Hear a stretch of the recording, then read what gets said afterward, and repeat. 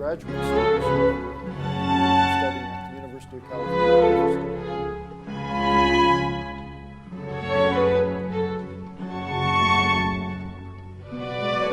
The individuals in the Hizmetu present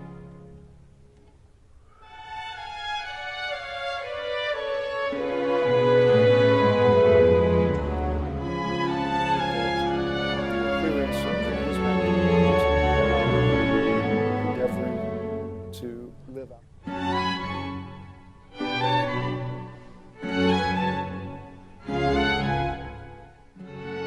My name is Robert Spitzer. I am a retired lawyer and trial court judge living here in Southern California.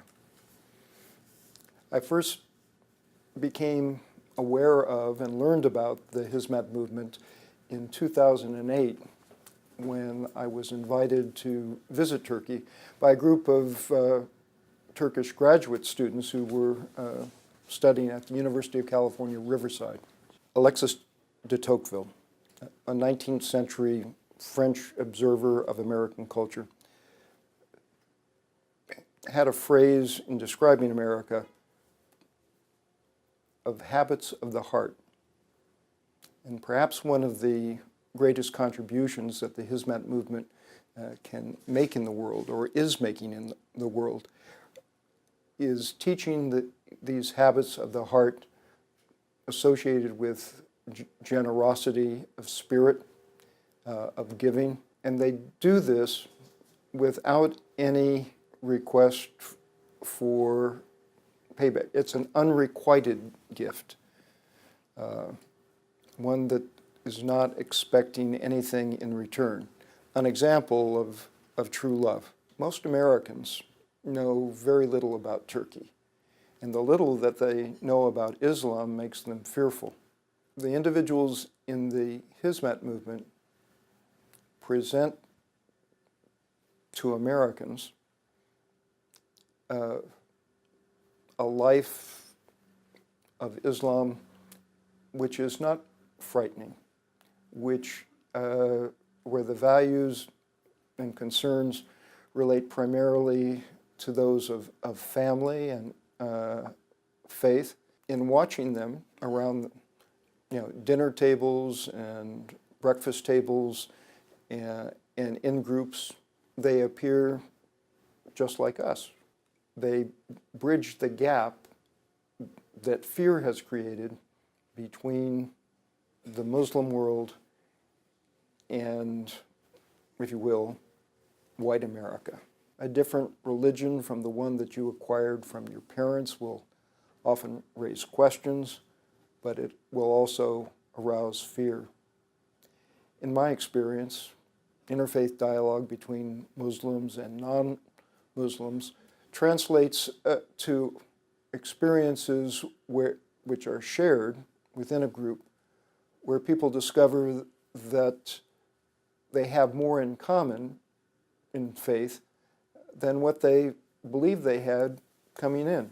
People learn that Father Abraham was the father prophet of all three monotheistic religions. They learned that Jesus and the Virgin Mary are discussed in the Quran. People learned that the prophet conversed with Jesus and Moses during the night journey to Jerusalem. All of these educational experiences, as with all education, brings people together, lessens fear, makes them more like brothers and sisters in a world of faith. It has also been my experience with regard to interfaith dialogue, that this exposes individuals to opportunities to share their cultural heritage, the opportunity to share food, music, art, dance in a family context, again, brings people together. In my experience, the Hizmet movement has been very involved with interfaith dialogue as a dynamic in bringing people together.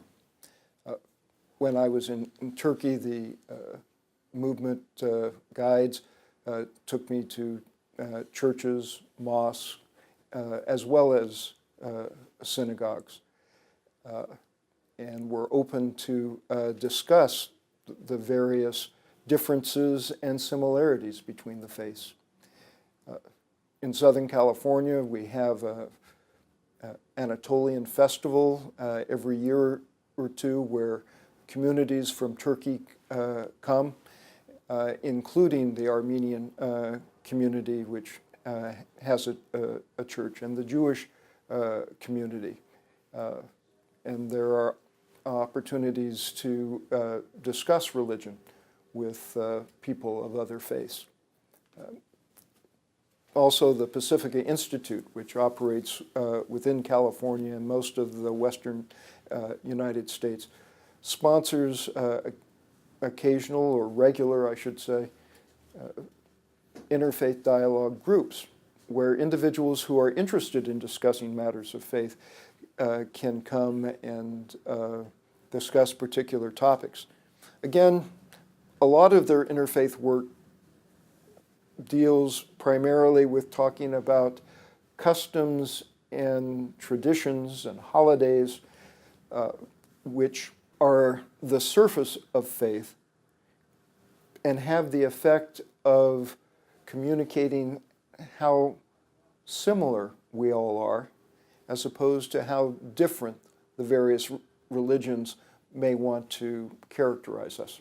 We talk about playing politics, and historically speaking, the current conflict between the ruling party and the Hizmet movement and Mr. Gulenu appears like the kind of partisan politics that exists in this country from time to time, and I would suggest has always existed between power of government or the political power in any given state and those individuals who would criticize the way that government treats its people or operates.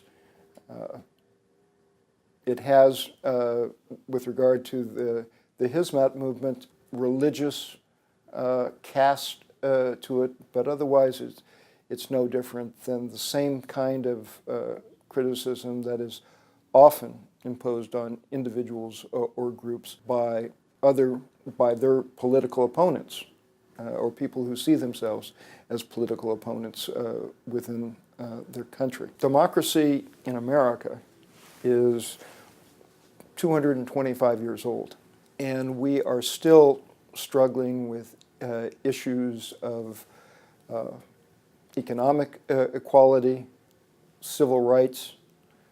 We fought a civil war after we had been in existence for 100 years, and then it took another 100 years in order to establish the rights of certain minorities in the country, including blacks and Latinos. And those struggles have continued. So we have a longer view. Turkey and, or should I say, democracy in Turkey and the Hizmet movement are only a couple generations old. 225 years is about 10 generations. So I would want to give more time to see how all of these conflicts, which are natural when people are living together, how they are going to work themselves out, how the people in Turkey will learn to live with each other and with people who have different ideas than they have. I think it takes about 5 generations, and now you're only 2 generations old. So I think it will be my children and my grandchildren who will see where Turkey is and where it will lead.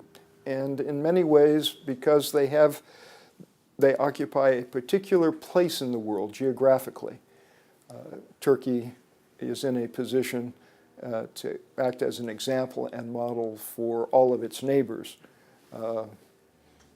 better than the United States, which is pretty far away.